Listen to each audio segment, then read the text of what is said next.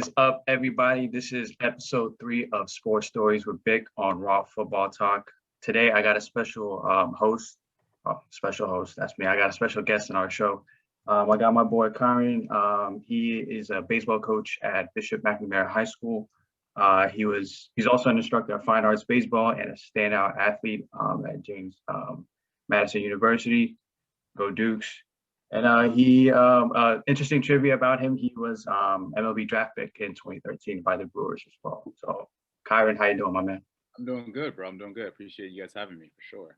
Yes, sir. And to the bottom of your screen, I got my boy Kwab. Kwab, how you doing, my guy? Good, man. Just life, I feel you. Trying to stay positive, Yeah, I'm dirty. One thing I didn't mention about Kyron is Ky is also a City fan, so. He's a newbie, huh? That's what they all say. Gotta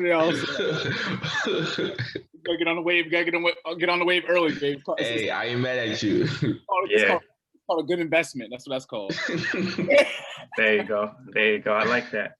And if you think about it, City are doing so well. This morning I was watching the West Ham game, and West Ham almost got him. But nah, I feel like, man, Diaz just when they got to Diaz, is solidified them as a whole, bro. Yeah. Now, I don't know, bro. They got the lead. Like, honestly, they got the lead. Yeah, I used to think Fofana was the signing of the season, but it's at this point it's Diaz. Diaz, because Diaz made Stones look like, I don't know, something else, and now Stones look like scoring goals and stuff. I'm like, bro, what is going on? And it's like, now they're not the noisy neighbors anymore. They're just like Manchester City, Yeah. That's been a wrap. That's been a wrap for a couple years now. Oh, I don't know about that, but come on now. Yeah. So, Ky, tell us a little bit about yourself, your background and your upbringing. Yeah, man. So I was born in Williamsburg, Virginia. My mom played basketball at JMU too. My dad played football at JMU. So sports as a whole was always a big part of my family, always a big part of my personality. Played all 3 sports growing up: football, basketball, baseball. In baseball, honestly, I played baseball. I didn't start playing baseball, bro, until I was 12. So that, and being relative, that's pretty old in terms of, how far I ended up, taking the game. But I always played basketball, bro. Played football. Basketball was my first love. And as I got older, man, my my dad kept pushing me. He was just like, I don't know how tall you're going to be, bro. So we might start to look at, other options in terms of, finding ways to pay for school. And I was just blessed, man. I always loved baseball. My dad was a huge baseball fan. Always watched it. And, I just started, picked up a bat. I always went to the cages with him, bro. And, just stuck with it, honestly, bro. Worked hard, stuck with it. And I was lucky enough and blessed enough to obviously play high school baseball. And then, JMU came calling at, my sophomore year of high school.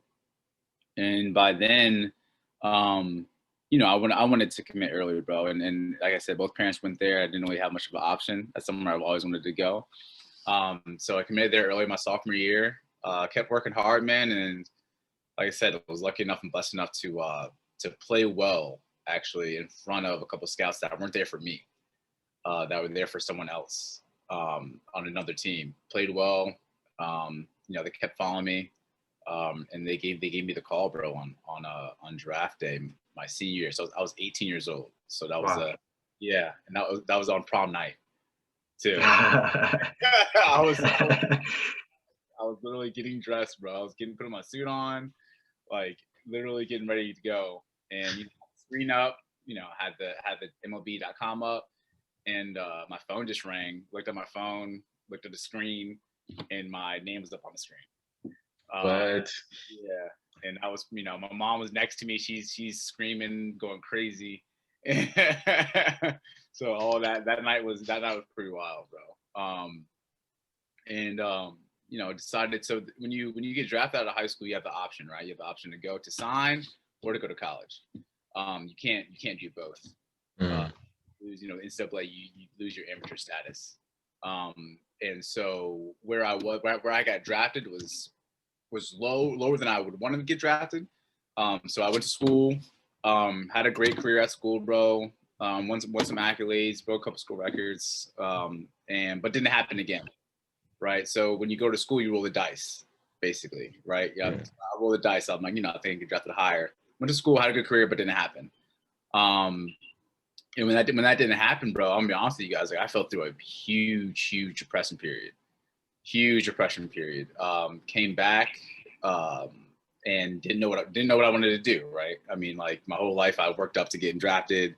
I had that goal at 18 years old, went to school, and didn't accomplish that goal again. So it was a huge depression period, man. Didn't know what I wanted to do, didn't know who I was, didn't know what my interests were anymore. And funny thing is, man, it's funny, how God works, but that's how I got connected with Picard, to be honest with you. Right when I started working on Verizon, bro, I started to find my love again, started finding my love in sports again. Because after school, bro, after baseball, like I didn't want anything to do with sports at all. Like I didn't want to pick up a baseball. I didn't want to think about sports. And I met Picard, bro, started to get back into sports, man, and started to get my mojo back and as a whole, bro, and got into coaching, like you said.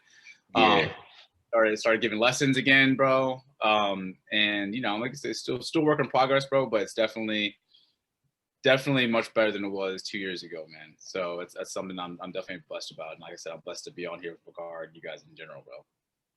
That's awesome, man. Like honestly, I didn't even know about that story. Yeah. So you're right. It's incredible. And it is a blessing, just seeing the heights that you reached and also being able to bounce back from a tough spot you were at, and lo and behold, we're in this position. So that's awesome. That's great to hear. Now, that Kwab and I are huge United fans. Yeah. And you're also you're a Man City fan. So I want to ask, when did you start keeping up with Man City? All right. So I started to keep up, and to contrary belief, so as you guys can tell, I'm a huge competitor, right? Big time. Yeah. I can tell. Big time competitor, no matter what it is, bro. And I went to Herndon High School club, so like I had a bunch of my, much of my friends played Division I soccer out there. Like I had one of my friends that went to Maryland, a couple of friends that went to UCF. Like, so I was always around sports as a whole. And they used to, I don't know if I can cuss on here, but they used to kick my ass on FIFA. So I'll go to their house and they used to just wax me. And this was like 2010, 2011. This is before they really started to get nice. I mean, they're on the upcoming, but everyone's waxing me with Real and United and Barca, and I'm like, I need my own team. I can't just like pick their team while I'm playing FIFA. You know what I'm saying? Like they're gonna give me a bunch of crap. And so like, I needed my own team. So I saw Carlos Tevez at the time, who was probably their best player, Yaya, and I was like, I can rock with them a little bit. So like they're different. You know what I mean? And so I started playing with them on FIFA, and I just like that was my team on FIFA, and so that just kind of translated to me watching them, because obviously, like if you want to get better in FIFA, you have to watch them in real life to see how people move. Yeah. You know what I'm saying? So I want to get so good in FIFA that I watch them every Saturday, just so I can understand how they move and like how people, how they play, like which foot they are, like like what's the best move that they can do, which players work in different positions. And so like that just kept going, and at that point like it just kind of created I love sports, so it just created a relationship, to be honest with you. And that was like 2010, 2011, and then I was like right before they blew up, bro, so it worked out. It definitely worked. I think the reason why he asked that question, because we have a friend which he started supporting City 09. So we call him 09 baby. That's my boys. So we're gonna start calling you 010 baby. That's there you go. I'll take it. You gotta get started. You gotta get started somehow. Yeah, trust and believe. I told you I was a good investment. I got lucky. That's true. You did mention it was a good investment earlier in the show as well. Yeah. I mean, listen, man, I didn't know that, I didn't know that the guitar fan was going to buy out the whole and completely change the organization as a whole. I did not know that at all. Definitely. Yeah. You mentioned Tevez earlier too. Tevez kind of gives us United fans like a little PTSD of sorts, because Yeah. he was doing his thing with us, and then he decided to, join City. And I remember the first year City won the trophy, like they held up a banner saying "Welcome to Manchester," or when he joined Manchester City. It was like a dig, because he was already in Manchester, but now he's crossing over to the blue path, and so they're like, trying to diss us and everything. So Yeah. Like I said, man, I remember that first. Like you said, this is being a 2010 baby, but like that first City roster was Tevez, Torre, Nazari, David Silva, company. Yeah, that They just picked up Clichy. yo. That was like the team that like I personally watched. Now, obviously they were loaded, but like what I'm saying, that was. I mean, Aguero was. I mean, soccer age, he was young at that time. Yeah. Starting his prime because he was behind Tevez a little bit. But yeah, man, that was like that. That was the first City team that I started to really get involved with. That's awesome. Let's segue back a little bit towards your sporting experience. What would you say was like your best standout sports moment? Good question. Like what level? It could be any level, honestly.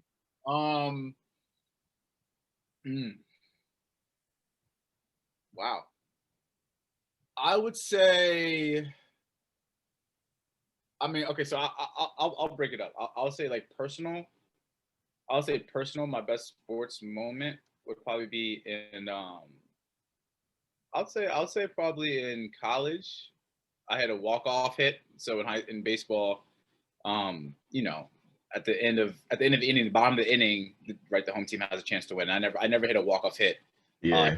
Middle school, and in college against Bucknell, like the opening weekend, I won the game with like a walk-off single. So that was probably my best personal moment. And as a team, I would say probably winning the youth football championship, and I was like 12 or 13. Fairfax County. I have a question for you. Like segueing back to, do you think if you had went to the draft instead of going to college, do you think the outcome would have been different? That's good. So I think about that. I used to think about that a lot, right? I think if I went to, I think if I signed, didn't go to school, I really don't know. Like I had the ability to do it. Like I truly believe I have the ability to go high. Pro. Yeah, because obviously you guys know in baseball, like you sign, but they send you to the farm system, the minor leagues, right? Yeah. Kind of like the academy in soccer. Yeah. You go through, and then at some point, like a couple years, 4 to 5 years, they call you up to the major leagues, which is like the first team. Yeah. I truly believe I had the ability to do that, but mentally I wasn't ready for it. Like have like at 18 years old, mentally understanding like that's my job. Like I didn't want to do that just yet. Like okay.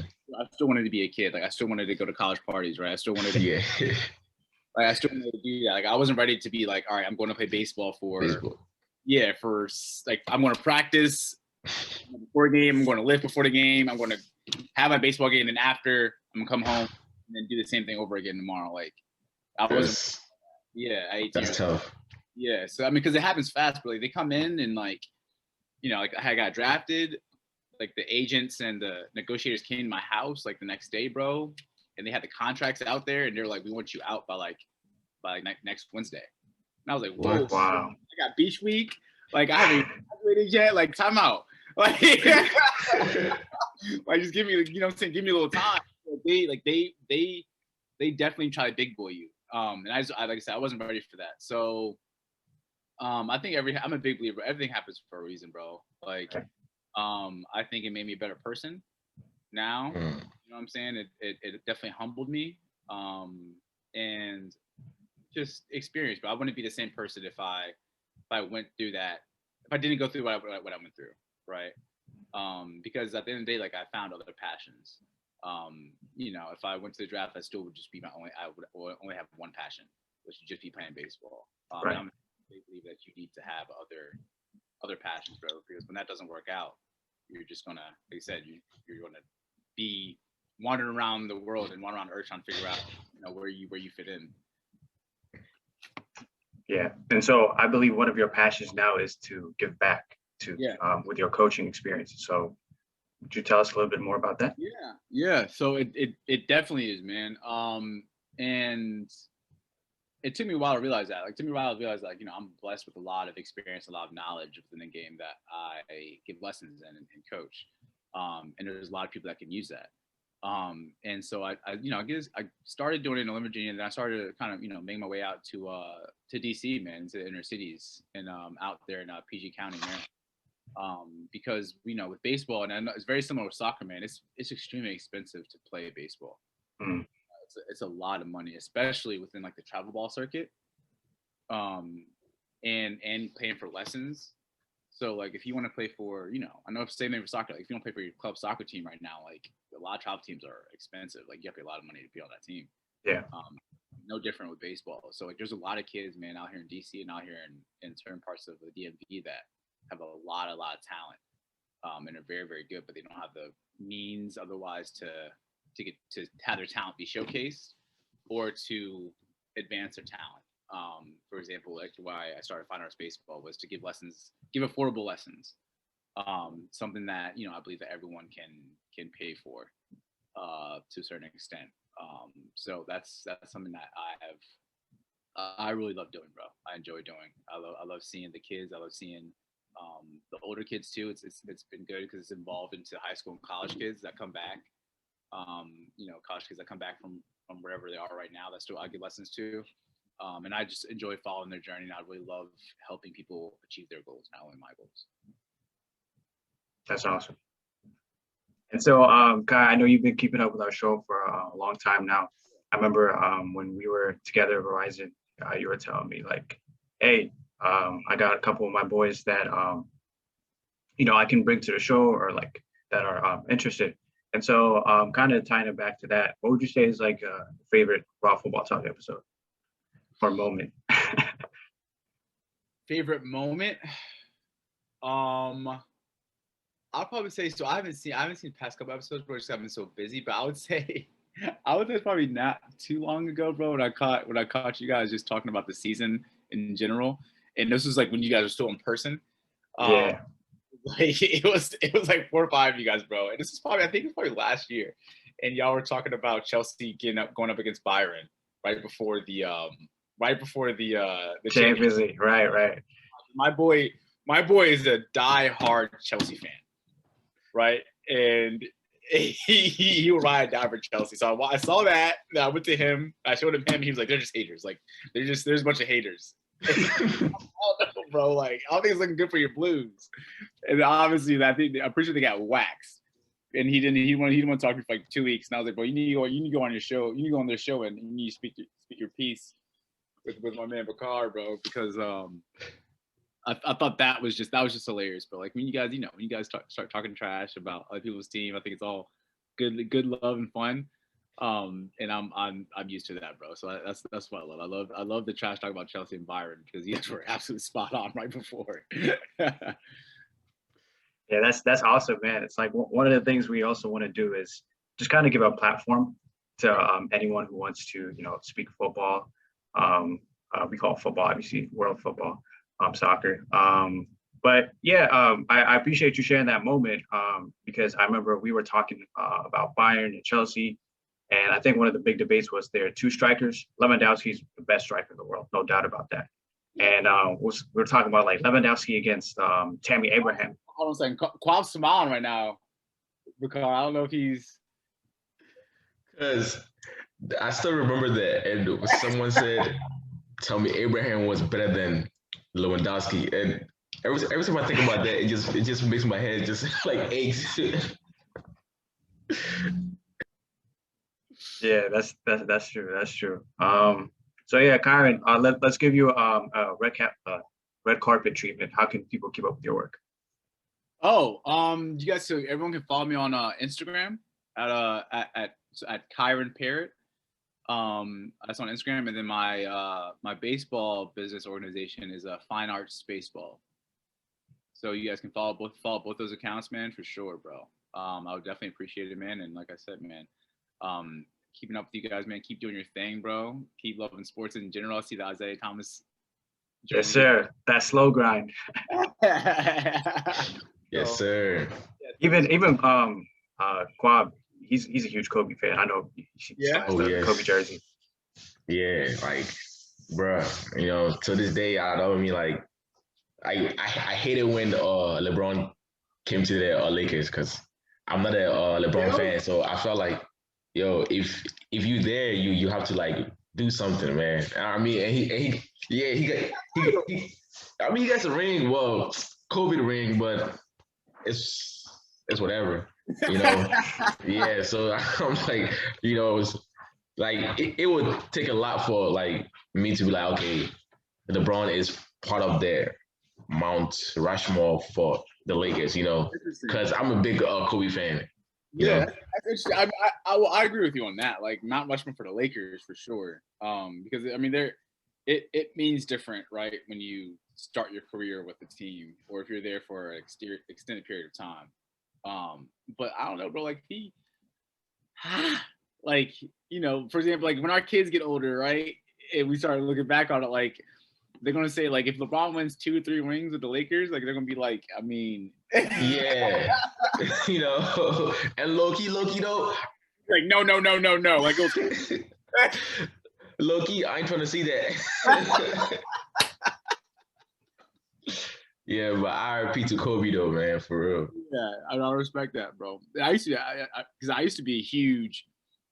I was talking to my boy about this. It's funny. I went through a bunch of different stages with LeBron. I used to be the biggest LeBron fan in the world, and then I went through like when he came back from Miami. When he went to Miami, I was still like LeBron or die.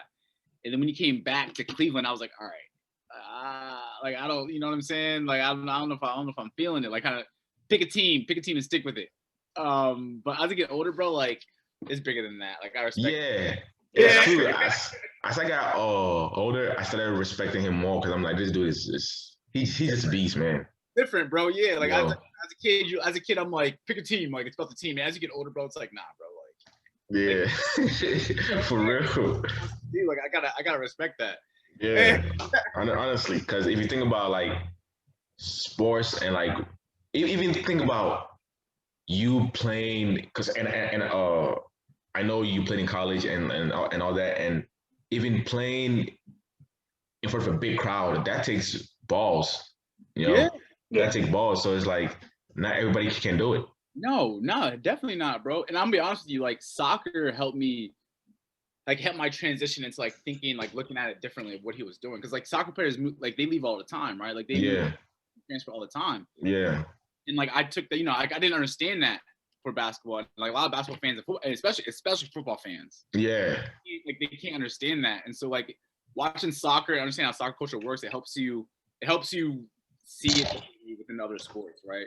Because like, you know, I'm looking at him, I'm like, LeBron like wants to change his, you know, he wants to change his talent in a different system.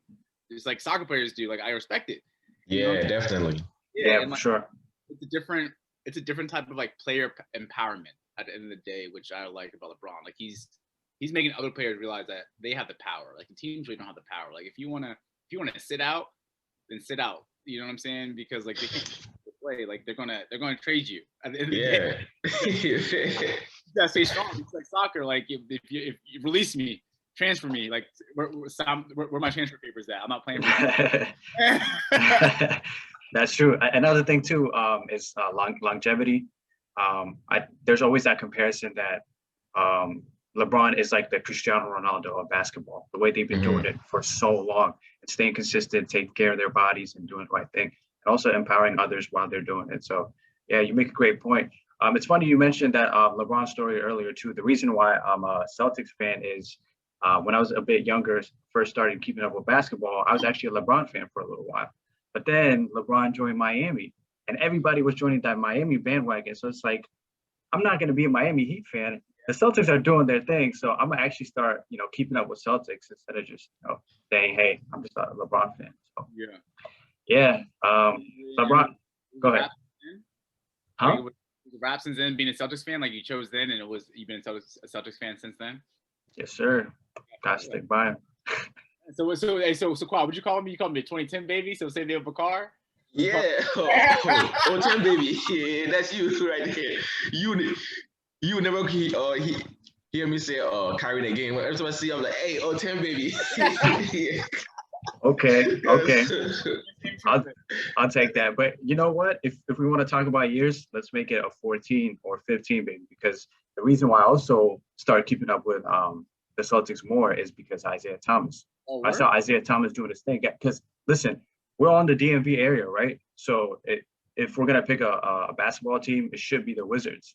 But I went with the Celtics for a reason, because IT was doing his thing. He brought back that Celtics franchise. It was around the same time where he was doing a lot of personal trauma, because I remember his sister passed away. But I remember it was like a couple of games afterwards.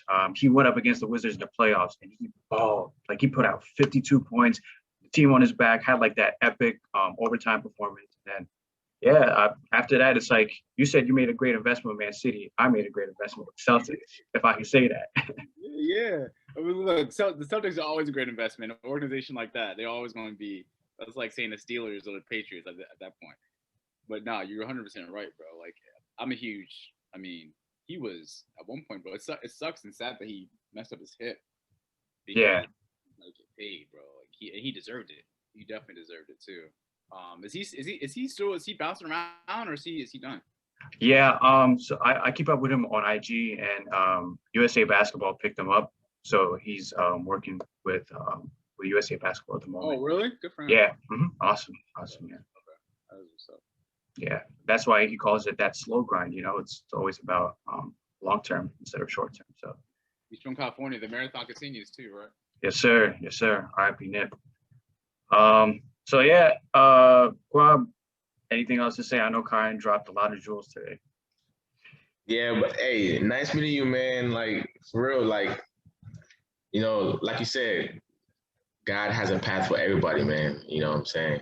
So just keep grinding, and you never know, you might produce one of the best MLB players. You never know, bro. Trust me. Bro, definitely. Just keep grinding. Appreciate that. Y'all too, man. Y'all too. Everyone has an impact, bro. Everyone has an impact. A lot more than people think they do. Definitely. For sure. So thank you everybody for tuning in and listening to Ky's story, listening to our banter, and keeping up with us as always. This has been Sports Stories with Bik, episode 3. We'll catch you on the flip side.